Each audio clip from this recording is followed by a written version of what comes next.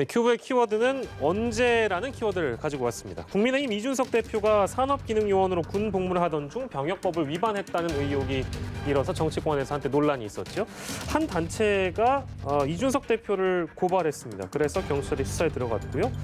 서울경찰청 반부패 공공범죄수사대에 배당이 됐다고 하는데 이 배경과 앞으로의 수사 방향도 짚어보도록 하겠습니다. 이준석 대표를 적폐청산 국민참여연대 이 시민단체에서 고발을 했네요. 어떤 혐의로 고발을 한 겁니까? 네, 그 이준석 대표는 2007년부터 2010년까지 산업기능요원으로 군복무를 대체를 했습니다. 그런데 그 사이에 지식경제부가 주최하는 소프트웨어 마에스트로 과정에 이제 참여를 해서 예. 장학금 100만 원과 노트북을 지원을 받았습니다. 그런데 이것에 대해서 산업기능요원으로 근무하고 있는 시간에 예. 이런 행사에 참여하는 게 과연 가능한 거냐, 병역법상 복무 이탈에 해당되는 거 아니냐라고 해서 이 고발이 당한 겁니다. 예. 그러니까 지원 자격에 대한 것이 문제가 된 걸로 저도 알고 있습니다. 소프트웨어 마에스트로 지원을 할 때, 그러니까 뭐 졸업생은 안 된다. 이제 이 부분이 쟁점이 되는 것 같은데 지원 자격은 재학생으로 제한이 된다. 근데 실제로 근데 이거에 대한 해명을 이준석 대표가 많이 하지 않았던가요, 김민하 평론가님?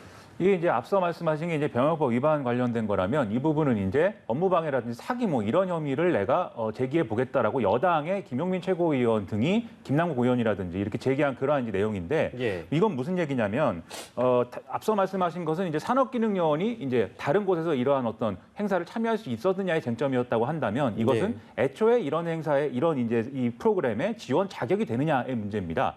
그래서 이 여당의 최고위원이라든지 의원이 이제 밝힌 이 당시의 어떤 공고 내용을 보면은 이 사업에 지원할 수 있는 자격이 되는 사람으로서는 이 재학생, 대학원이나 대학교의 재학생으로 이제 돼 있거든요. 근데 그 당시에 이준석 대표는 이제 이 하버드 대학을 졸업한 그런 상태였기 때문에 졸업생임에도 불구하고 이것을 지원했고 이 지원이 받아들여져서 실질적으로 이 사업의 어떤 이 대상자가 된 이유가 뭐냐, 어떤 과정에 의해서 그렇게 된 거냐, 이걸 이제 의혹을 이제 제기를 했던 겁니다.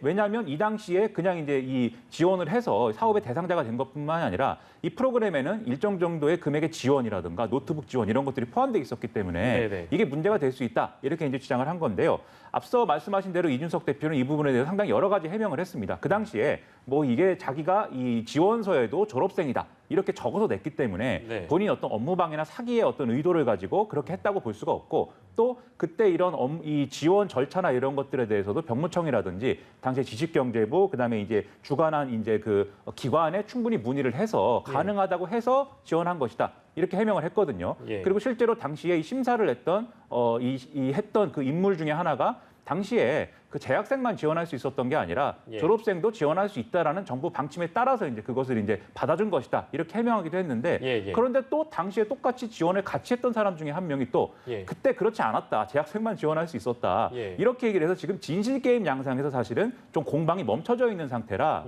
이 부분을 과연 그러면 경찰이 어떻게 또 수사를 해야 되는 것인지 이런 부분들이 쟁점이 될 것 같습니다.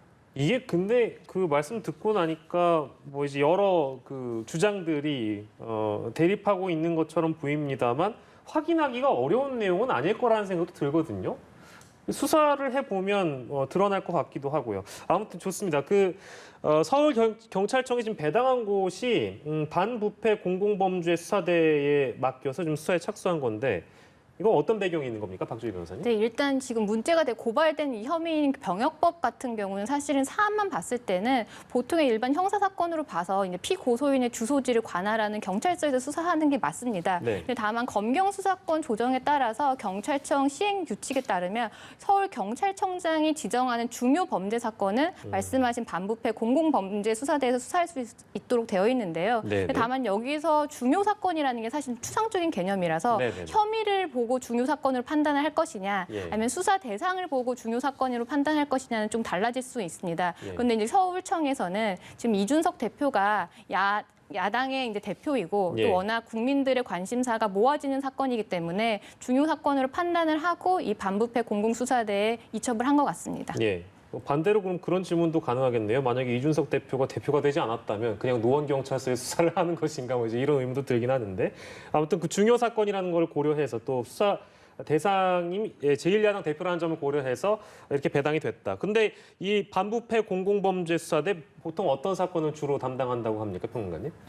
이게 이제 검경 수사권 조정 때문에 경찰이 다뤄야 될 이제 사건의 범위가 좀 늘어나면서 여러 가지로 이제 좀 직제가 바뀐 건데요. 예를 들면 우리가 이제 영화에서 많이 보는 뭐 광역수사대 이런 거 있지 않습니까? 광수대 광수대 에이스를 투입했다 뭐 이렇게 얘기가 나오는 그러한 것들은 이제 강력범죄를 이제 전담하는 이제 조직이고 그다음에 지능범죄와 관련돼서 또 전담하는 조직 이런 것들이 있고 그다음에 새롭게 이제 경찰이 맡아야 될 이제 범죄 영역이 마약범죄라든지 그리고 지금 얘기하는 일종의 검찰의 특수부와 비슷한 어떤 그러한 지위를 가지고 있는 반부패 공공범죄 여기에 해당하는 것들을 맡아야 되는 영역들이 있습니다. 그래서 예를 들면 지금 이제 쭉 말씀하신 것처럼 주요 인사, 유력 인사들의 어떤 부패나 비리와 관련되어 있는 어떤 범죄라든지 그리고 공공범죄라고 했으니까 여기에 해당하는 이제 그러한 맥락의 범죄라든지 이런 것들을 담당을 해야 되는데 이런 걸 넘어서서 말씀하신 대로 사회적으로 굉장히 많이 논란이 될 수 있는 그리고 사람들이 관심을 많이 갖는 범죄 이런 것들도 특별히 이제 경찰이 담당해야 될 경우에는 여기서 담당을 하도록 하는 그러한 이제 기구거든요. 그래서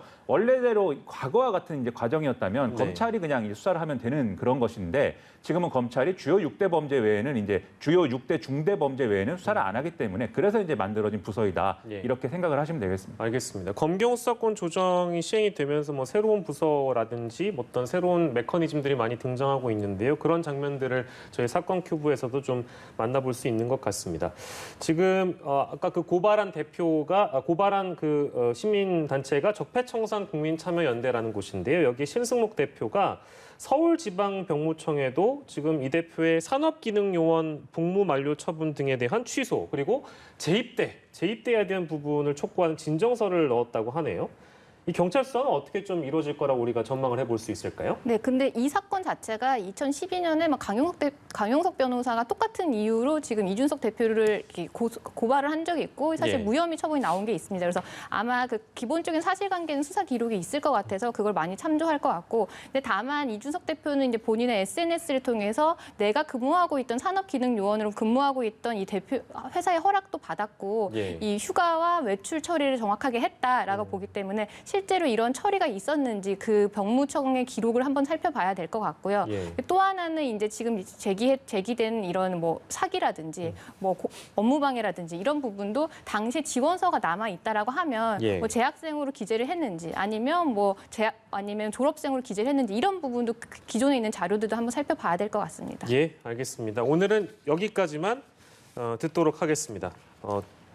두 가지 사건 두 분과 함께했습니다. 박주희 변호사, 김민아 시사평론가 이 시간 함께했습니다. 고생하셨습니다.